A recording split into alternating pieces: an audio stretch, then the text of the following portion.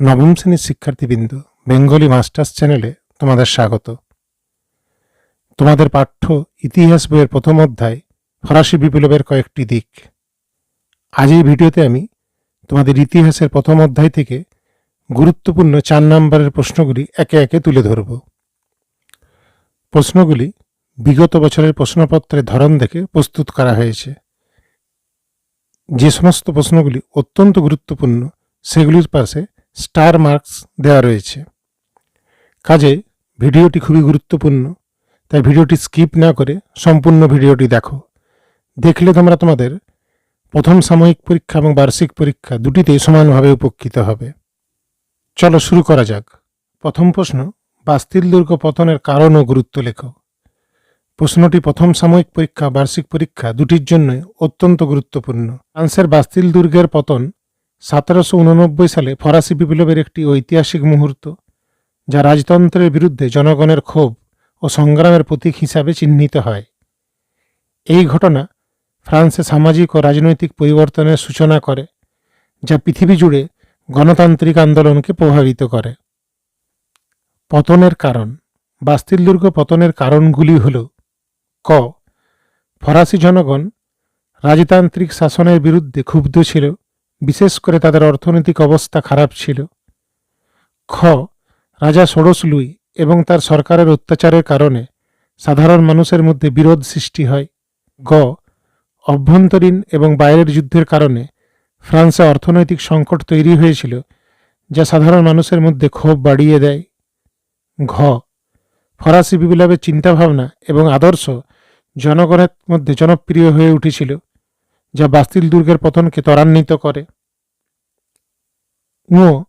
Bastille দুর্গ ছিল রাজতন্ত্রের প্রতীক এবং এর পতন রাজতন্ত্রের শেষ কথা হিসাবে বিবেচিত হয়। গুরুত্ব। ক. ফরাসি বিপ্লবের সূচনা। বাস্তিল দুর্গের পতন ফরাসি বিপ্লবের একটি গুরুত্বপূর্ণ মুহূর্ত ছিল। এটি রাজতন্ত্রের বিরুদ্ধে জনগণের প্রথম বড় ধরনের প্রতিবাদ এবং প্রতিরোধের ইঙ্গিত ছিল। খ. রাজনৈতিক পরিবর্তন। দুর্গ পতনের পর ফরাসি জনগণ রাজতন্ত্রের বিরুদ্ধে যুদ্ধ ঘোষণা করে, যা দীর্ঘস্থায়ী রাজনৈতিক পরিবর্তনের দিকে নিয়ে যায়। এর মাধ্যমে ফ্রান্সে গণতন্ত্রের ভিত্তি স্থাপিত হয়। গ. জনগণের ক্ষমতা প্রতিষ্ঠা। বাস্তিল দুর্গের পতন দেখিয়েছিল যে জনগণ ঐক্যবদ্ধ হলে কোনো শাসক বা শাসন ব্যবস্থাকে প্রতিহত করা সম্ভব। এটি জনগণের শক্তি ও ইচ্ছার প্রতীক হয়ে ওঠে। ঘ. ফরাসি সমাজের পুনর্গঠন। দুর্গপতনের পর ফ্রান্সের রাজনৈতিক, সামাজিক ও অর্থনৈতিক কাঠামো পরিবর্তিত হতে থাকে। এই ঘটনার মাধ্যমে ফ্রান্সে সমাজের নতুন ব্যবস্থা গঠিত হয় এবং শাসন ব্যবস্থা পুনর্গঠিত হয়। বিশ্বব্যাপী প্রভাব। ফরাসি বিপ্লবের অনুপ্রেরণায় বিশ্বের অন্যান্য দেশে গণতান্ত্রিক আন্দোলন ও বিপ্লবের সূচনা হয়। বাস্তিল দুর্গ পতন ছিল বিশ্বব্যাপী স্বাধীনতা ও জনগণের অধিকার প্রতিষ্ঠার একটি গুরুত্বপূর্ণ মাইল ফলক। উপসংহার। বাস্তিল দুর্গের পতন ফরাসি বিপ্লবের এক ঐতিহাসিক ঘটনা ছিল, যা শুধুমাত্র ফ্রান্সে নয়, সমগ্র বিশ্বে গণতান্ত্রিক আন্দোলনের প্রতি এক নতুন দৃষ্টিভঙ্গি প্রতিষ্ঠা করেছিল। এটি মানুষের স্বাধীনতা, অধিকার এবং সমাজের প্রতি সমতা প্রতিষ্ঠার এক নতুন অধ্যায়ের সূচনা করেছিল। 2 নম্বর প্রশ্ন, ব্যক্তি ও নাগরিক অধিকারের ঘোষণাপত্রে কী বলা হয়? উত্তর। ফ্রান্সে 1799 সালে ফরাসি বিপ্লবের সময় ব্যক্তি ও নাগরিক অধিকারের ঘোষণাপত্র, declaration of the rights of man and citizen গৃহীত হয়, যা মানবাধিকার ও নাগরিক অধিকারের মূল নীতিগুলি নির্ধারণ করে। এই ঘোষণাপত্রটি স্বাধীনতা, সমতা, নিরাপত্তা, মত প্রকাশের স্বাধীনতা এবং আইন শৃঙ্খলার প্রতি সম্মান প্রতিষ্ঠায় এক গুরুত্বপূর্ণ ভূমিকা পালন করেছে। ক. মানবের স্বাধীনতা ও সমতা। প্রত্যেক মানুষ জন্মগতভাবে স্বাধীন এবং সমান অধিকারী। তাদের আইনের সামনে সমান অধিকার থাকতে হবে। খ. স্বাধীনতা ও নিরাপত্তা। প্রতিটি মানুষের স্বাধীনতা ও নিরাপত্তা সুরক্ষিত থাকতে হবে, কারো অবৈধ আটক বা শোষণ থেকে রক্ষা পাবে। গ. মত প্রকাশের স্বাধীনতা। মানুষের স্বাধীনভাবে মতামত প্রকাশের অধিকার রয়েছে, যা গণতান্ত্রিক সমাজে অত্যন্ত গুরুত্বপূর্ণ। ঘ, সত্ত্বাধিকার ও সম্পত্তি। সম্পত্তির অধিকার একটি মৌলিক অধিকার হিসাবে স্বীকৃত। এটি কোনোভাবেই কেড়ে নেওয়া বা ক্ষুণ্ণ করা যাবে না। যে কোনো কষ্ট বা ক্ষতির জন্য ক্ষতিপূরণ প্রদান করা হবে। ও, আইনের শাসন। আইন সকলের জন্য সমানভাবে প্রযোজ্য। কোনো বিশেষ ব্যক্তি বা গোষ্ঠী আইনের ঊর্ধ্বে নয়। চ, নাগরিকদের রাজনৈতিক অংশগ্রহণ। নাগরিকরা তাদের ভোটের অধিকার দিয়ে সরকারের উপর প্রভাব রাখতে পারবে। জনগণের ইচ্ছার বিরুদ্ধে কোনো আইন বা সিদ্ধান্ত গ্রহণ করা যাবে না। ছ, স্বাধীন বিচার ব্যবস্থা। বিচার ব্যবস্থা স্বাধীন থাকবে এবং মানবাধিকার বা মৌলিক অধিকার ভঙ্গের জন্য প্রতিকার পাওয়া যাবে। বর্কেজ্য, গণতন্ত্রের প্রতি শ্রদ্ধা। জনগণের নির্বাচিত প্রতিনিধির মাধ্যমে সরকার গঠিত হবে এবং তা জনগণের কল্যাণের জন্য কাজ করবে। উপসংহার: ব্যক্তি ও নাগরিক অধিকারের ঘোষণাপত্র মানবাধিকার ও নাগরিক স্বাধীনতার প্রতি গভীর শ্রদ্ধা এবং গণতান্ত্রিক মূল্যবোধ প্রতিষ্ঠার একটি গুরুত্বপূর্ণ দলিল। এটি আধুনিক সমাজে ব্যক্তির স্বাধীনতা, সমতা এবং আইনের শাসনের নীতির ভিত্তি স্থাপন করে, যা আজও বিশ্বব্যাপী মানবাধিকার রক্ষার গুরুত্বপূর্ণ নির্দেশনা প্রদান করেছে। 3 নম্বর প্রশ্ন, ফ্রান্সকে ভ্রান্ত অর্থনীতি জাদুঘর বলা হয় কেন? উত্তর: অ্যাডাম স্মিথ, যিনি অর্থনীতির অন্যতম পিতা হিসাবে পরিচিত, ফ্রান্সের অর্থনৈতিক ব্যবস্থাকে ভ্রান্ত অর্থনীতি জাদুঘর হিসাবে বর্ণনা করেছিলেন। তার এই মন্তব্যটি ফ্রান্সের অর্থনৈতিক নীতির প্রতি সমালোচনার ফলস্বরূপ। এর পিছনে কিছু গুরুত্বপূর্ণ কারণ রয়েছে, যা নিচে উল্লেখ করা হল। ক, সরকারি হস্তক্ষেপ। ফ্রান্সের অর্থনীতিতে অতিরিক্ত সরকারি হস্তক্ষেপ ছিল। এই হস্তক্ষেপগুলি বাজারের স্বাভাবিক গতিবিধিকে বাধাগ্রস্ত করেছিল এবং ব্যবসায়ীদের স্বাধীনতা সীমিত করেছিল। খ, অর্থনৈতিক নীতির অবাস্তবতা। ফ্রান্সের কিছু অর্থনৈতিক নীতি বাস্তবসম্মত ছিল না এবং তারা প্রকৃত অর্থনৈতিক পরিস্থিতির সাথে সঙ্গতিপূর্ণ ছিল না, যা দীর্ঘমেয়াদীভাবে ক্ষতিকর প্রভাব ফেলেছিল। গ, কৃষি ও শিল্পে নিয়ন্ত্রণ। ফ্রান্সে কৃষি ও শিল্পের প্রতি অত্যাধিক সরকারি নিয়ন্ত্রণ ছিল, যা উদ্যোক্তা মানসিকতা এবং উদ্ভাবনকে সীমিত করেছিল। এর ফলে দেশটির অর্থনৈতিক উন্নতি বাধাগ্রস্ত হয়েছিল। ঘ, অতিরিক্ত শৃঙ্খলা কেন্দ্রিকতা। ফ্রান্সের অর্থনৈতিক কার্যক্রমে অতিরিক্ত শৃঙ্খলা ও পরিকল্পনার উপর গুরুত্ব দেওয়া হয়েছিল, যা বাজারের স্বাভাবিক প্রবাহ এবং প্রতিযোগিতাকে অবহেলা করেছিল। ঙ, অর্থনীতির ঐতিহ্যবাহী ধারণা। ফ্রান্সে অনেক অর্থনৈতিক ধারণা এবং নীতি ছিল, সেগুলি অতীতের সাথে সম্পর্কিত কিন্তু আধুনিক অর্থনৈতিক বাস্তবতার সাথে সঙ্গতিপূর্ণ ছিল না। চ, অতিরিক্ত রাজস্ব আদায়। ফ্রান্সের সরকার অতিরিক্ত রাজস্ব আদায়ের জন্য নানা কর আরোপিত করেছিল, যা জনগণের উপর চাপ সৃষ্টি করেছিল এবং ব্যবসা বাণিজ্যকে বিরত করেছিল। ছ, সীমিত প্রতিযোগিতা। ফ্রান্সে অনেক শিল্প ব্যবসার ক্ষেত্রে প্রতিযোগিতা সীমিত ছিল। ফ্রান্সের অর্থনৈতিক নীতিগুলি এমনভাবে সাজানো হয়েছিল যাতে নতুন উদ্যোগ এবং প্রতিযোগিতা সৃষ্টিতে বাধা সৃষ্টি হয়। পরবর্তী পয়েন্ট, নির্বাচনী অর্থনৈতিক নীতি। ফ্রান্সের অনেক অর্থনৈতিক সিদ্ধান্ত ছিল নির্বাচনী কারণে নেওয়া, যা সময়োপযোগী বা কার্যকরী নয়, বরং রাজনৈতিক সুবিধা অর্জনের লক্ষ্যে ছিল। এই কারণগুলির জন্যই অ্যাডাম স্মিথ ফ্রান্সকে ভ্রান্ত অর্থনীতি জাদুঘর হিসাবে চিহ্নিত করেছিলেন।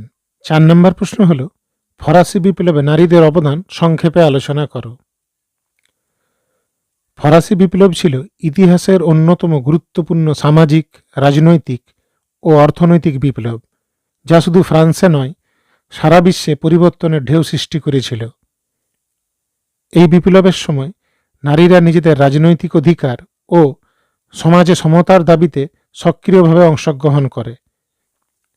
যদিও ফরাসি সমাজে নারীদের অবস্থান ছিল অত্যন্ত সংকীর্ণ, তবুও তারা বিপ্লবের নানা আন্দোলনে অংশ নিয়ে তা পরিবর্তনের জন্য গুরুত্বপূর্ণ ভূমিকা পালন করেন। রাজতন্ত্রের অবসান, গণতন্ত্র প্রতিষ্ঠা এবং নারীর অধিকার সংরক্ষণে তাদের অবদান ছিল অবিস্মরণীয়। ক. রাজনৈতিক সচেতনতা ও সংগঠন। ফরাসি বিপ্লবের সময় নারীরা নিজেদের রাজনৈতিক অধিকার সম্পর্কে সচেতন হতে শুরু করে এবং বিপ্লবের পক্ষে সক্রিয় ভূমিকা পালন করতে থাকে। তারা বিভিন্ন রাজনৈতিক আন্দোলন ও সংগঠনে যোগ দেয় এবং নিজেদের জন্য সমতা ও অধিকারের দাবি তোলে। খ. মহিলাদের বাজার মিছিল। 1789 সালের অক্টোবর মাসে প্যারিসের নারীরা মার্কেট মিছিল নামে একটি ঐতিহাসিক আন্দোলনে অংশ নেয়, যেখানে তারা রাজা লুই ষোড়শকে এবং ম্যারি অ্যান্টোইনেটকে ভার্সাইল থেকে প্যারিসে ফিরিয়ে আনতে বাধ্য করে। এই আন্দোলন বিপ্লবী ধারায় একটি গুরুত্বপূর্ণ মোড় সৃষ্টি করে। গ. অলিম্পে দে গৌজের ভূমিকা। অলিম্পে দে গৌজ ছিলেন একজন প্রখ্যাত নারী লেখক ও বিপ্লবী, যিনি ফরাসি বিপ্লবের সময় নারীদের অধিকার ও সমতার পক্ষে নিজের কণ্ঠ তুলে ধরেন। তিনি তার ঘোষণা নারীর ও নাগরিকের অধিকার গ্রন্থে নারীদের সমান অধিকার প্রতিষ্ঠার জন্য দাবি তোলেন। ঘ. মহিলা সংগঠন ও ক্লাব। বিপ্লবের সময় নারীরা বিভিন্ন মহিলা সংগঠন ও ক্লাব প্রতিষ্ঠা করে, যেখানে তারা রাজনীতি, অধিকার ও স্বাধীনতা নিয়ে আলোচনা করত। এদের মধ্যে সবচেয়ে উল্লেখযোগ্য ছিল society of revolutionary Republican women. এই ক্লাবগুলি নারীদের জন্য রাজনৈতিক আওয়াজ সৃষ্টি করার মাধ্যমে পুরুষতান্ত্রিক সমাজের বিরুদ্ধে এক শক্তিশালী প্রতিরোধ গড়ে তোলে। সমতা ও ভোটাধিকার। নারীরা নিজেদের ভোটাধিকার ও সমতার দাবিতে সোচ্চার হয়ে ওঠে। যদিও তখনকার ফরাসি সমাজে নারীদের ভোটাধিকার ছিল না, কিন্তু নারীরা নিজেদের আইনি ও রাজনৈতিক অধিকার আদায়ের জন্য জোরালো আন্দোলন গড়ে তোলে। এটাই ভবিষ্যতে ফরাসি নারীদের অধিকার আন্দোলনের ভিত্তি স্থাপন করে। চ. সমাজে নারীর ভূমিকা ও ক্ষমতায়ন। নারীরা রাজতন্ত্রের পতন এবং গণতন্ত্রের প্রতিষ্ঠার মাধ্যমে একাধিক আন্দোলনে অংশগ্রহণ করে। তাদের সংগ্রাম ছিল সমাজে সমতা, মানবাধিকার এবং স্বাধীনতার জন্য। নারীদের এই অংশগ্রহণ বিপ্লবী চেতনার প্রসারে সাহায্য করে এবং পরবর্তী সময়ে নারীর ক্ষমতায়নের পথ সুগম করে। উপসংহার: ফরাসি বিপ্লবের সময় নারীদের অবদান শুধু প্রাতিষ্ঠানিক পরিবর্তনেই সীমাবদ্ধ ছিল না, তারা সমাজের উপর গভীর প্রভাব ফেলেছিল, যা পরবর্তী সময়ে নারীদের অধিকার আন্দোলনের একটি শক্তিশালী ভিত্তি তৈরি করে। 5 নম্বর প্রশ্ন, টিকা লিখো টেনিস কোর্টের শপথ। ফ্রান্সের টেনিস কোর্টের শপথ ইতিহাসে একটি গুরুত্বপূর্ণ অধ্যায়, যা ফরাসি বিপ্লবের অগ্রদূত হিসাবে চিহ্নিত। এই শপথের মাধ্যমে ফ্রান্সের তৃতীয় স্তরের প্রতিনিধিরা তাদের রাজনৈতিক অধিকার প্রতিষ্ঠা এবং একটি নতুন সংবিধান রচনার জন্য একত্রিত হন, যা পরবর্তীতে রাজতন্ত্রের পতন ও গণতন্ত্রের পথ উন্মুক্ত করে। ক. ঘটনার পটভূমি। 1789 সালে ফ্রান্সে তীব্র আর্থিক সংকট এবং সামাজিক অসন্তোষের কারণে রাজনৈতিক পরিস্থিতি উত্তপ্ত হয়ে ওঠে। ফ্রান্সের রাজা ষোড়শ লুই জনগণের সমস্যা সমাধানের জন্য একটি সাধারণ স্তরের সংসদ আহ্বান করেন, তবে তৃতীয় স্তরের সদস্যরা নিজেদের অধিকারের জন্য দাবি জানাতে শুরু করেন। খ. শপথের ঘটনা। 20 জুন 1789 তারিখে তৃতীয় স্তরের প্রতিনিধিরা নিজেদের বৈধতা দাবি করে একত্রিত হন এবং একটি খেলার কোর্টে শপথ গ্রহণ করেন যে তারা ফ্রান্সের সংবিধান রচনা না হওয়া পর্যন্ত তাদের সংগ্রাম চালিয়ে যাবেন। এটি ছিল একটি ঐতিহাসিক মুহূর্ত, যা টেনিস কোর্টের শপথ নামে পরিচিত। গ. শপথের মূল উদ্দেশ্য। শপথের মাধ্যমে তৃতীয় স্তরের প্রতিনিধিরা রাজা ও অন্যান্য শাসক শ্রেণীর বিরুদ্ধে আন্দোলন শুরু করার সংকল্প ব্যক্ত করেন। তারা নিজেদের সংসদীয় অধিকার প্রতিষ্ঠা ও একটি নতুন সংবিধান তৈরি করার দাবি জানান। ঘ. ফরাসি বিপ্লবের পথপ্রদর্শক। টেনিস কোর্টের শপথ ফরাসি বিপ্লবের প্রথম বড় সংকেত ছিল, যা জনগণের স্বাধিকার ও স্বাধীনতার প্রতি সংগ্রামকে আরও তীব্র করে তোলে। এটি জনগণের আন্দোলনের শুরু, যা রাজতন্ত্রের পতন এবং গণতান্ত্রিক শাসন ব্যবস্থার সূচনা করেছিল। উপসংহার: টেনিস কোর্টের শপথ ফরাসি বিপ্লবের একটি গুরুত্বপূর্ণ অধ্যায়। এটি শুধু ফ্রান্সের রাজনৈতিক ইতিহাসেই নয়, বিশ্ব ইতিহাসেও একটি গুরুত্বপূর্ণ ঘটনা। এর মাধ্যমে ফরাসি জনগণ তাদের রাজনৈতিক অধিকার ও স্বাধীনতার জন্য লড়াই শুরু করে, যা পরবর্তীতে ফ্রান্সের রাজতন্ত্রের পতন এবং গণতান্ত্রিক প্রক্রিয়ার প্রতিষ্ঠা ঘটে। 6 নম্বর প্রশ্ন, ফ্রান্সে অভিজাতরা রাজার বিরুদ্ধে বিদ্রোহ করেছিল কেন? ফ্রান্সে অভিজাতরা রাজা ষোড়শ লুইয়ের বিরুদ্ধে বিদ্রোহ করেছিল নানা কারণে। এই বিদ্রোহের মূল কারণগুলি হল: ক. রাজনৈতিক ক্ষমতার কেন্দ্রীভূতকরণ।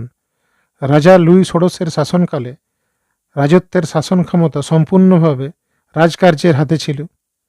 অভিজাতরা, যারা দীর্ঘকাল ধরে শাসন ব্যবস্থা ও প্রশাসনে গুরুত্বপূর্ণ ভূমিকা পালন করেছিল, তাদের প্রভাব ও ক্ষমতা সীমিত হয়ে পড়ে। রাজা তাদের গুরুত্বহীন করে দেওয়ার চেষ্টা করলে তাদের মধ্যে ক্ষোভ সৃষ্টি হয়। খ. কর ব্যবস্থা ও অর্থনৈতিক দুরবস্থা। ফরাসি রাজ্য ছিল গভীর অর্থনৈতিক সংকটে, কিন্তু রাজা সাধারণ জনগণের উপর অত্যাধিক কর আরোপ করেছিলেন। অভিজাতরা, যারা নিজেদের রাজতন্ত্রের সুবিধাভোগী ছিল, তারা কর থেকে মুক্ত ছিল এবং রাজা তাদের উপর কোনো কর আরোপ করার চেষ্টা করলেও তারা বিরোধিতা করেছিল। রাজা সাধারণ মানুষের উপর কর বাড়ানোর চেষ্টা করলেও অভিজাতদের উপর এটি আরোপ করতে পারেনি, যা তাদের মধ্যে ক্ষোভ সৃষ্টি করে। গ. সমাজে শ্রেণীগত বৈষম্য। অভিজাতরা সমাজে উচ্চ শ্রেণীর অংশ ছিল এবং তারা সামাজিক ও রাজনৈতিক ক্ষমতা উপভোগ করত। রাজা তাদের আভিজাত্য ও ক্ষমতা হ্রাস করার জন্য কিছু সংস্কার করতে চাইলে তারা বিরোধিতা করে, কারণ এটি তাদের আর্থিক ও সামাজিক অবস্থানকে বিপদে ফেলতে পারত। ঘ. রাজনৈতিক সংস্কার ও রাজতন্ত্রের প্রতি বিরোধিতা। রাজা লুই ষোড়শ কিছু সংস্কারের উদ্যোগ নিলে, যা অভিজাতদের বিশেষ সুবিধা ও প্রভাব হ্রাস করার জন্য ছিল, তখন তারা সেগুলির বিরুদ্ধে বিদ্রোহ শুরু করে। তারা রাজতন্ত্রের ঐতিহ্য ও পুরানো ব্যবস্থা বজায় রাখতে চেয়েছিল। বিপ্লবী আদর্শের প্রতি সমর্থন। কিছু অভিজাত, যারা রাজতন্ত্রের অবসান চেয়েছিল, ফরাসি বিপ্লবের আদর্শ ও গণতান্ত্রিক সংস্কারকে সমর্থন করে রাজা লুই ষোড়শের শাসনকে চ্যালেঞ্জ করেছিল।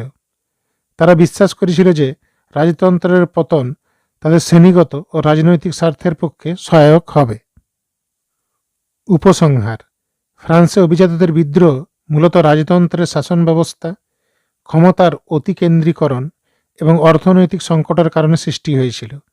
এই বিদ্রোহে তাদের মূল লক্ষ্য ছিল রাজতন্ত্রের ব্যবস্থার পরিবর্তন না করে নিজেদের প্রভাব ও ক্ষমতা রক্ষা করা, যা পরবর্তীতে ফরাসি বিপ্লবের অঙ্গীকারে পরিণত হয়।